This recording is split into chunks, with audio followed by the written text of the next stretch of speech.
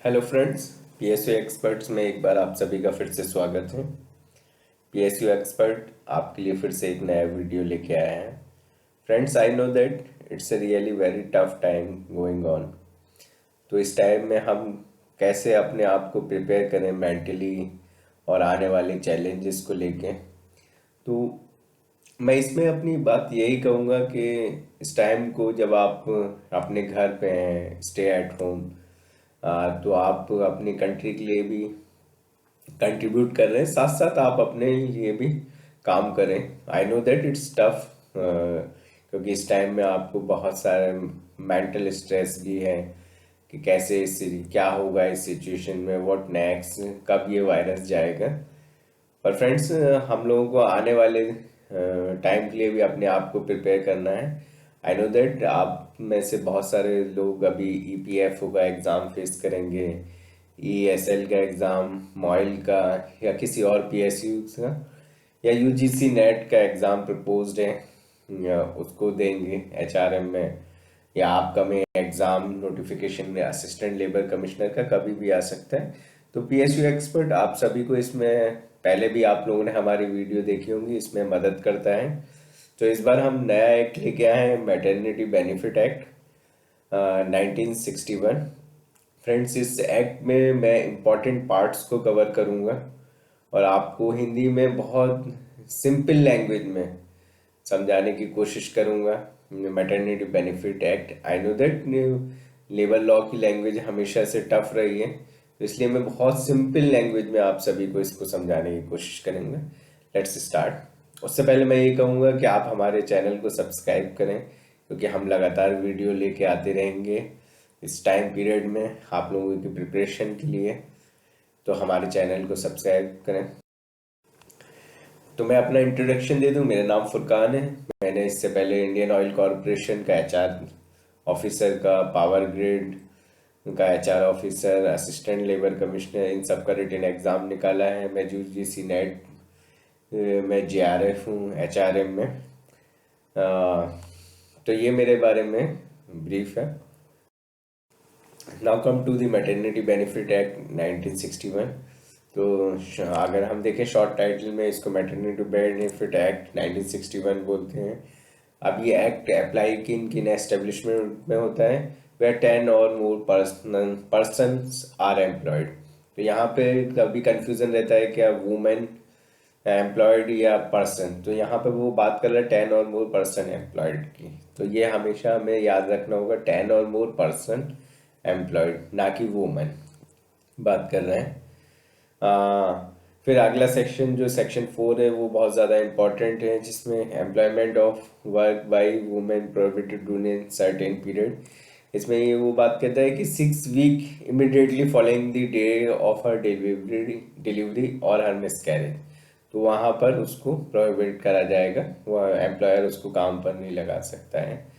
1 month immediately preceding the period of 6 week, जब उसका maternity period start होने वाला है, तो उससे इमीडिएटली 1 मंथ प्रिसीडिंग उसको वो किसी ऐसे नेचर ऑफ वर्क में इन्वॉल्व नहीं करेगा जिसमें उसको लॉन्ग स्टैंडिंग हो, या कोई ऐसा वर्क हो जिससे कि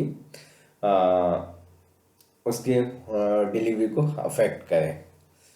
right to payment of maternity benefit act section 5 इसमें डील करता है। इसमें ये बात करता है कि अगर मिनिमम 80 डेज अगर कोई भी वुमेन किसी भी एस्टेब्लिशमेंट में काम कर रहे हैं, तो she is eligible for maternity benefit है, नॉट लेस देन 80 डेज। इसे हमेशा ध्यान रखिए कि मिनिमम 80 डेज वर्किंग पीरियड होना चाहिए, but it's not applicable in the case of women who migrate from Assam. Now come to the next part, section 6 जो है हमारा, it's very important, notice of claim for maternity benefit and payment. तो every women have to give a written notice, उसको written में notice देना होगा, तब वो एलिजिबल होगी इसके लिए। बट ये सवाल कभी कभी पूछा जाता है कि अगर वो नोटिस नहीं दे पाई तो क्या वो एलिजिबल नहीं है। तो no, she is also eligible if she forget after delivery she can give notice to the employer but required the written notice. So she can give the written notice to employer for maternity benefit.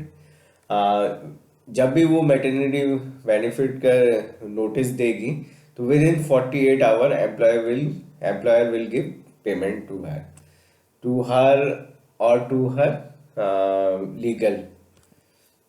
अब अगली बात क्या है कि payment of medical bonus, it's very important. अभी recently इसमें changes हुआ है. Right now 3500 rupees are consider as a medical bonus. If a miscarriage happens, so how many days leave she can avail? So 6 week she can take the leave of 6 week if miscarriage happen. If any illness arising out of pregnancy, तो 1 month की वो leave ले सकती है. Leave of for tubectomy, तो tubectomy के case में 2 week की लीव के लिए शी इज एलिजिबल. अब क्वेश्चन ये आता है कि क्या जो कि सेक्शन 12 में पूछा गया है, dismissal during absence of pregnancy, क्या उसको डिसमिस करा जा सकता है? No, she can't dismiss. उसको डिसमिस नहीं करा जा सकता until and unless she is involved in some other establishment. For example, अगर उसने यहाँ पर मैटरनिटी बेनिफिट अवेल कर रही है और उस पीरियड में वो यहाँ पर लीव पर दूसरी जगह जाके वो काम कर रही है, तो उस टाइम में उसको डिसमिस करा जा सकता है और उसकी मैटरनिटी बेनिफिट को फॉरफिट भी करा जा सकता है. सेक्शन 30 जो है वो बात करता है कि क्या उसकी वेजेस को डिडक्ट कर सकते हैं इन सर्टेन केसेस. नो, उसकी वेजेस को डिडक्ट नहीं करा जा सकता. जैसा मैंने उससे सेक्शन 12 में बात कर रहा था, क्या उसकी मैटरनिटी बेनिफिट को फॉरफिट करा जा सकता है. Only in that case forfeit होगा अगर मान लीजिए वो इस एस्टेब्लिशमेंट में मैटरनिटी बेनिफिट में है और उस पीरियड में वो जाके दूसरे एस्टेब्लिशमेंट में काम कर रही है, तो उस केस में उसके मैटरनिटी बेनिफिट को फॉरफिट करा जाए, जो कि सेक्शन 18 में बात कर रहा है. Penalty for contribution of act by the employer, अगर कोई एम्प्लॉयर इस एक्ट को किसी भी सेक्शन को कॉन्ट्रीवेंशन करता है तो उसकी पेनल्टी की बात करी गई है इस एक्ट में, जो कि बात करता है नॉट लेस देन 3 month और जो कि एक्सटेंड हो सकता है 1 year तक. और फाइन जो है 2K मीन 2000 और में एक्सटेंड टू 5000 रुपीज. ये बात सेक्शन 21 में कही गई है.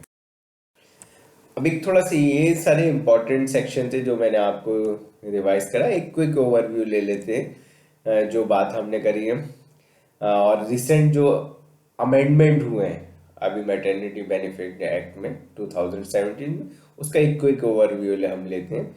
Maternity leave now she is entitled for 26 week, जिसमें 8 week before delivery and rest of the period after delivery.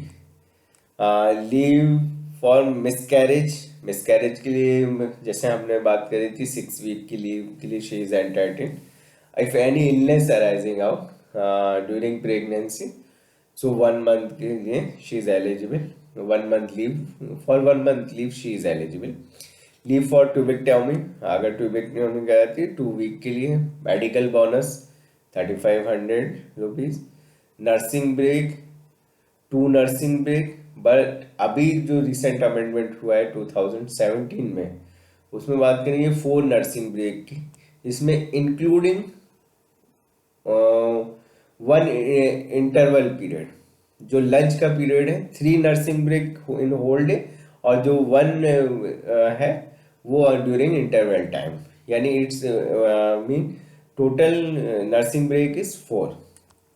Crèche की जो फैसिलिटी है, कैच की फैसिलिटी की जो बात करता है 50 और मोर वुमेन की बात करता है वो. अपील जो है इफ अगर कोई भी केस में उसको वुमेन को उसके राइट नहीं दिया गया है या उसका मैटरनिटी बेनिफिट नहीं दिए हैं तो, और if she is not satisfied with the benefits जो उसको एम्प्लॉयर ने दिया है, तो within 30 days she can appeal to appellate authority. Time period for maternity benefit, जैसे मैंने बताया कि मिनिमम 18 days को उसको किसी एस्टेब्लिशमेंट में काम करना होगा। After that she is eligible और एंटाइटल्ड फॉर मैटरनिटी बेनिफिट। ये तो friends, it's brief about the maternity benefit. ज़्यादातर क्वेश्चन यही पूछे जाते हैं, तो आप हमारा क्विक ओवरव्यू देखें।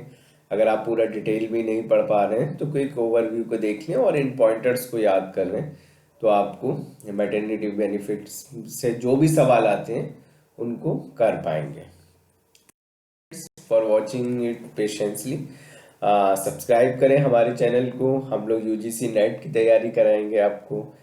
असिस्टेंट लेबर कमिश्नर, ईपीएफओ का एग्ज़ाम है जैसे अक्टूबर के पीरियड में, और डिफरेंट पीएसयूज़ का, तो हम लोग आपको उसकी तैयारी करेंगे। Thank you so much. Subscribe करें हमारे चैनल।